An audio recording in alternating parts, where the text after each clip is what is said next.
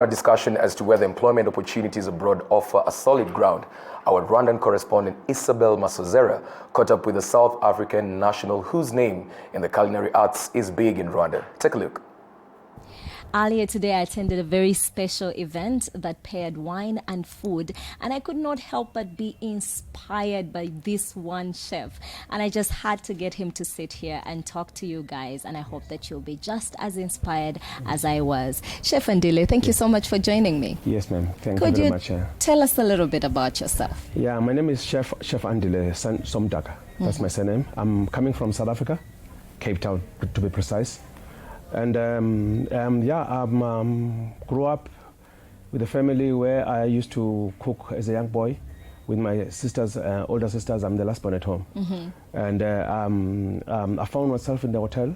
You used to cook. In the African setting, it's usually the girls that are doing the cooking. Yes. I'm surprised they'd even let you get in there. We used to actually make tents with my sister, my older sister. Today's meal will be cooked by my sisters, and then the next day it will be my turn, obviously under the mentorship of my parents and my sisters, also because I was the youngest.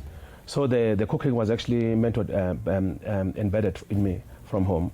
And and I found myself in the hotel at some stage as a trainee chef there. Did you study cooking at any point? I never went to formal school for cooking. The hotel actually took me in and they trained me, and I was a trainee chef at the Club Mykonos Hotel in Langeban. So the actual cooking training and everything was actually done inside the hotel. On the job? On the job. I was never exposed to any hotel training, hotel school training. So I'm trying to say to you that there are kids out there who have never been, who cannot afford the formal education, schools, the formal educations, the schools. That doesn't mean that they can never find themselves as top chefs of their own country. So at the age of 24, I became extremely lucky that when I was invited to attend an interview in Cape Town, where I used to live, in Parliament, to become a personal chef to Nelson Mandela. Luckily, I worked under very good top chefs in the country, in South Africa. I worked under Gus Strubel, Case April, and Bill Stafford, and Bill Gallagher also in the Western Cape. So I learned a lot of skills from them. And then I never had people who mentored me that I look up to. And I actually found my mentors as I was going. And obviously with the training that took place in the hotel.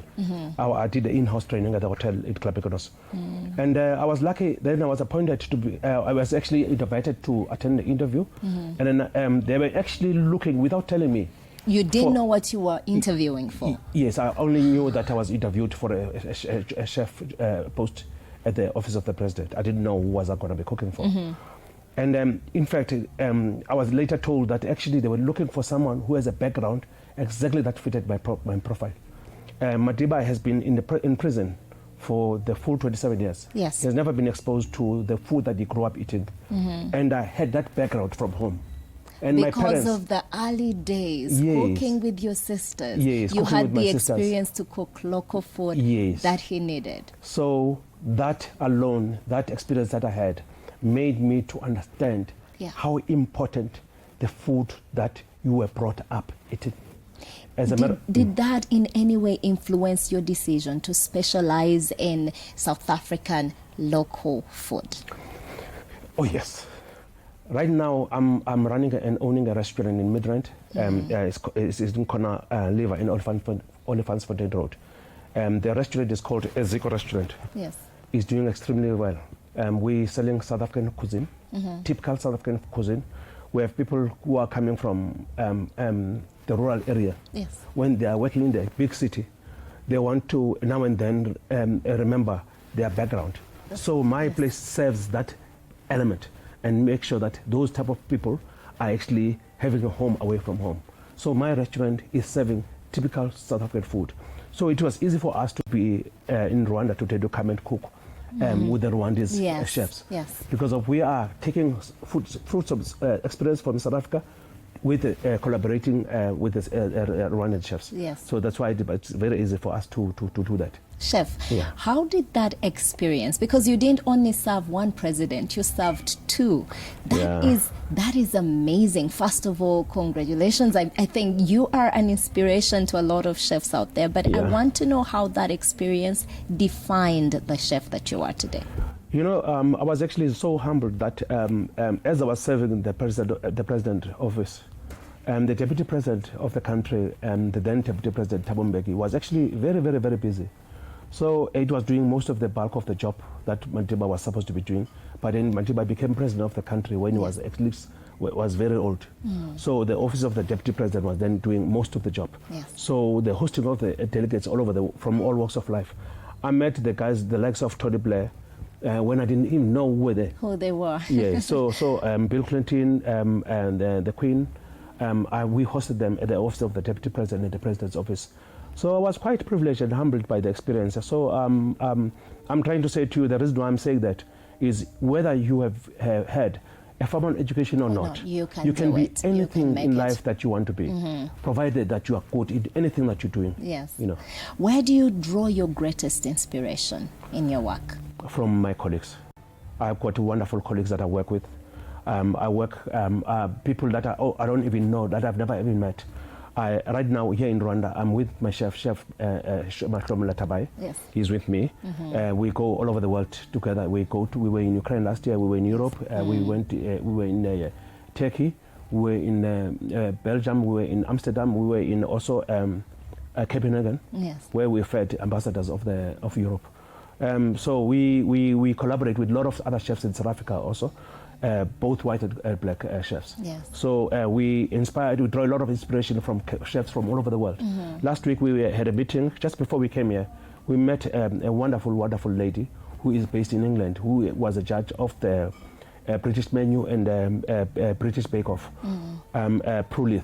Yes. She owns a school in South Africa, in St. Kilda. We draw inspiration from people that we've never met. Yes. So, in other words, we're trying to say, young people from Rwanda, they don't have to have met us. If they can just Google or look for Andile Somdaga, I mean, they can just look at what we do. Yes. You can draw inspiration from people that we have never met. So we are inspiring a lot of young and old chefs all over the world, and we also draw inspiration also from everyone.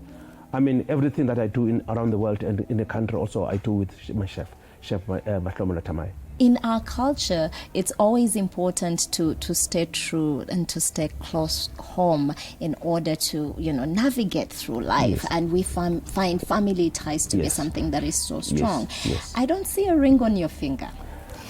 With all the long hours that you're working, how do you manage to balance having a personal life, having time with your friends and your family, and even nurturing that relationship that I got to see earlier on with your friends and colleagues? Yeah, how do you manage to navigate that? It is important that people that are working with you, I do have a family, a wife and three children.